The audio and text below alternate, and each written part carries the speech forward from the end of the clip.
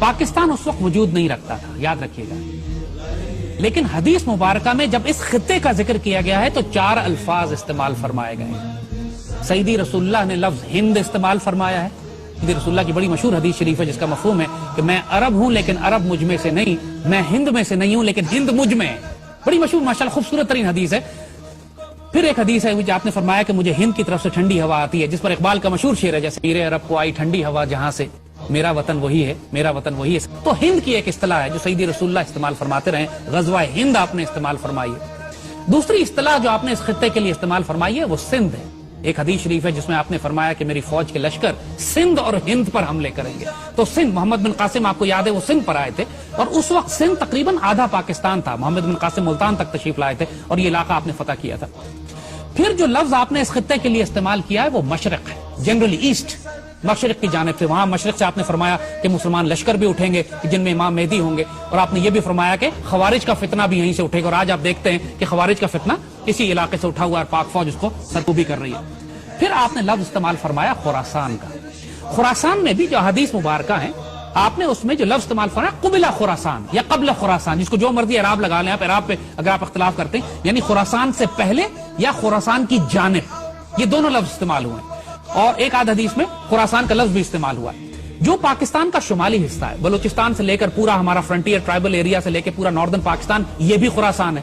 سو اگر آپ تینوں ڈیفینیشن لے لیں، ترجمہ لے لیں کہ خراسان لے لیں، خراسان کی جانب لے لیں، خراسان سے پہلے لے لیں، جو بھی ترجمہ آپ لیتے ہیں اس میں سارا شمالی پاکستان شامل ہو جاتا ہے، اور مشرق جب کہتے ہیں تب بھی پاکستان شامل ہوتا ہے، ہند جب کہتے ہیں تب بھی پاکستان شامل ہوتا ہے، کیونکہ ہند جو ہے اب تقسیم ہو کر مشرق ہند اور مسلم ہند میں تبدیل ہو گیا۔ سیدی رسول اللہ نے جنرل ڈائریکشن کی بات کی ہے خراسان کی جانب، پھر آپ نے فرمایا مشرق کی جانب، پھر آپ نے فرمایا ہند کی جانب، تو یہ ایک جنرل ایریا ہے، لہذا کوئی پن پوائنٹ ایریا نہیں ہے یہ کہ یہ کہیں کہ صاحب یہ علاقہ صرف ایران میں ہے، یہ علاقہ صرف افغانستان میں ہے، یہ علاقہ پاکستان ہے۔ اس میں اب اس کی وجہ ہم آپ کو بتاتے ہیں کیوں کہ ہم یہ بات کر رہے ہیں کہ خراسان کی احادیث مبارکہ کو آپ غزوہ ہند کی احادیث سے الگ نہیں کر سکتے۔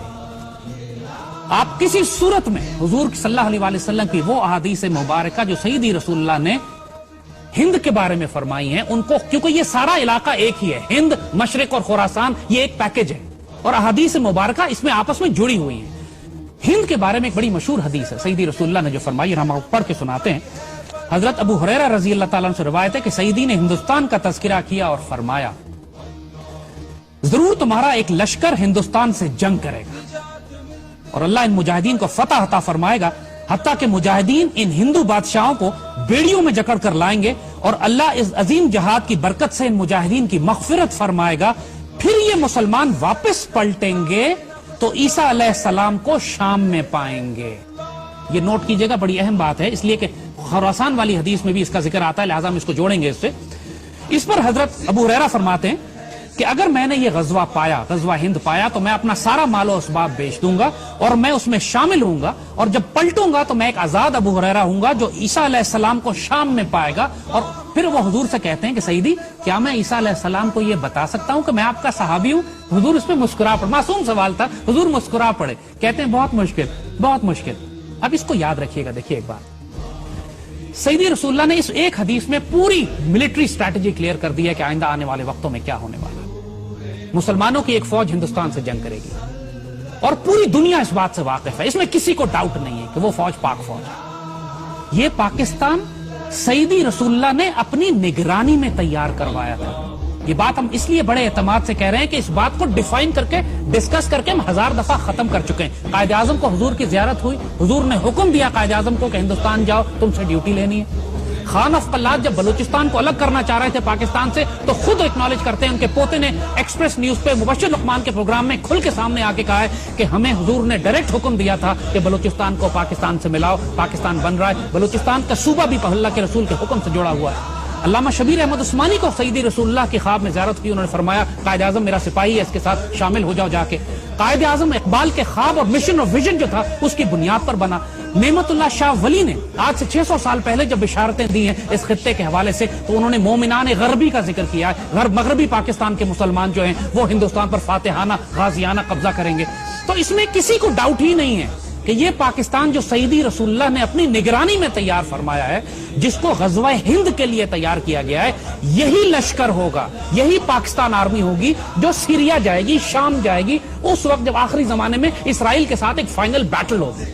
اور یاد رکھیے گا کہ پاکستان آرمی کی تربیت اللہ پچھلے کئی برسوں سے اس کام کے لیے کروا رہا ہے۔ ہم مسلم دنیا کی واحد آرمی ہیں جو غزوہ ہند بھی لڑ رہی ہے، ہم انڈیا سے بھی لڑ رہے ہیں، ہم خوارج کے خلاف بھی لڑ رہے ہیں، اور ہم یہودیوں کے خلاف شام میں لڑ چکے ہیں۔ پاکستان ایئر فورس شام جا کے اسرائیلیوں کو مار کے گرا چکی ہے، اور آنے والے وقتوں میں پچھلے دنوں ابھی فلسطین میں ایک زبردست مظاہرہ ہوا تھا جس میں فلسطینیوں نے پاکستان آرمی کو دعوت دی تھی کہ آپ آئیں اور ہمیں آزاد کرائیں۔ تو یہ یاد رکھیے گا کہ اس خطے سے، خراسان سے، مشرق سے، ہند سے 2 فوجیں شام نہیں جائیں گی۔ حضور نے جب خراسان والی فوج کا ذکر کیا ہے تو وہاں بھی حضور نے فرمایا کہ خراسان سے ایک فوج اٹھے گی جس کے اندر امام مہدی ہوں گے، وہ فوج شام میں جائے گی۔ ایک حدیث شریف ہے، ہم آپ کو بتائیں، بڑی اہم حدیث شریف ہے۔ میرے آقا سیدی رسول اللہ صلی اللہ علیہ وسلم نے بالکل واضح بتا دیا تھا کہ عربوں میں جنگیں در جنگیں ہوں، عرب دنیا تباہ و برباد ہو جائے گی۔ حدیث شریف میں ذکر آتا ہے کہ عرب جب بالکل جنگوں میں گھر جائیں گے، بے اختیار جنگیں ہوں گی عربوں کے اوپر، اور پورا عرب جو ہے حالت جنگ میں ہوگا، کوئی مستحکم حکومت وہاں نہیں ہوگی، اس وقت حضور نے فرمایا، ایک حدیث شریف ہے کہ اللہ تعالیٰ غیر عرب قوم میں سے ایک فوج اٹھائے گا جس میں عربوں سے زیادہ شہسوار فائٹر ہوں گے، تگڑے فائٹر ہوں گے، اور اس قوم کا اسلحہ عربوں سے زیادہ طاقتور ہوگا۔ نوٹ کیجئے کہ پوری عرب دنیا میں سب سے زیادہ خوبصورت فائٹر پاکستان میں ہے، اور پاکستان اس دنیا کا واحد مسلمان غیر عرب مسلمان ملک ہے جس کے پاس ایٹمی ہتھیار ہیں۔ یہ بھی بشارت پاکستان کے لیے سیدی رسول اللہ دے چکے ہیں، عربوں کی حفاظت کے لیے۔ اور آپ نوٹ کریں گے کہ پچھلے 30 سال سے جب بھی عربوں کو خطرہ ہوا ہے، ان کی حفاظت کے لیے یہی غیر عرب فوج گئی ہے جس کے ہتھیار عربوں سے بہتر تھے، جس کے فائٹر عربوں سے بہتر تھے۔ اللہ اکبر، یہ پاک فوج ہی تو